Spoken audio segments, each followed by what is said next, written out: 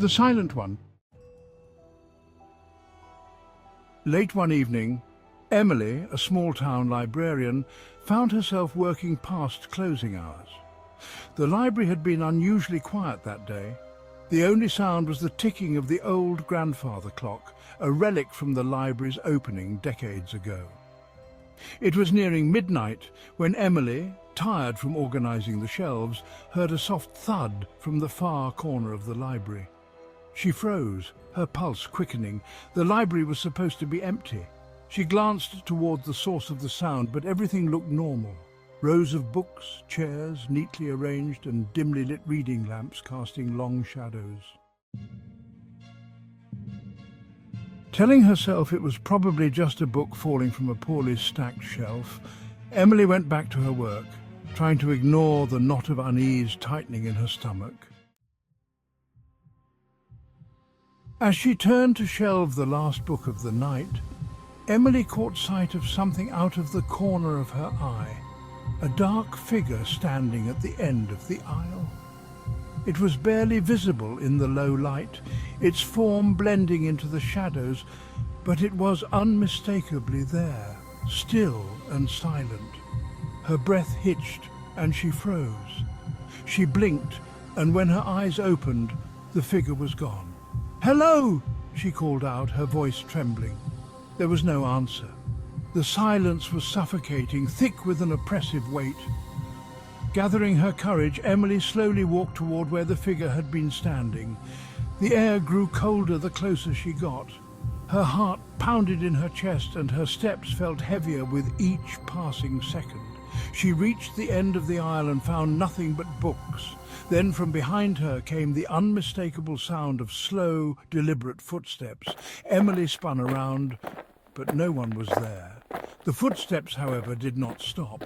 They echoed through the library, moving toward her, though there was no one in sight.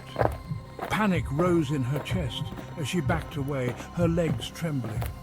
The footsteps grew louder, closer, though still no one. The lights flickered, casting the shadows in strange, distorted shapes. She tried to run, but her feet seemed glued to the floor, and the coldness intensified, wrapping around her like icy hands. Suddenly a whisper filled the air, so faint that Emily could barely make it out. "Do you hear me?" Emily's breath caught in her throat. She tried to scream, but no sound came out. The whisper came again, closer, colder.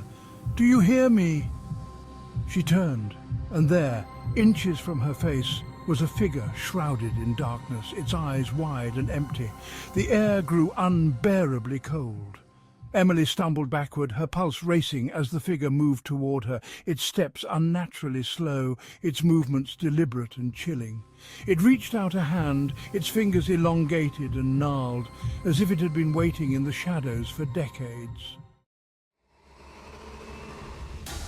With a strength she didn't know she had, Emily ran, her feet finally free from whatever had held them. She darted through the aisles, knocking over books and chairs as she fled. The library's exit was only a few feet away. Just as she reached the door, it slammed shut in front of her with a deafening bang. Emily screamed, pulling at the handle, but it wouldn't budge. The footsteps were behind her again, but this time they stopped just inches away. She turned slowly, her heart hammering in her chest. The figure was there, standing impossibly still. It leaned close to her ear, its cold breath brushing her skin, and whispered once more, "Now, I know you hear me." And then, silence. When the police arrived the next morning, they found the library in perfect order, except for Emily.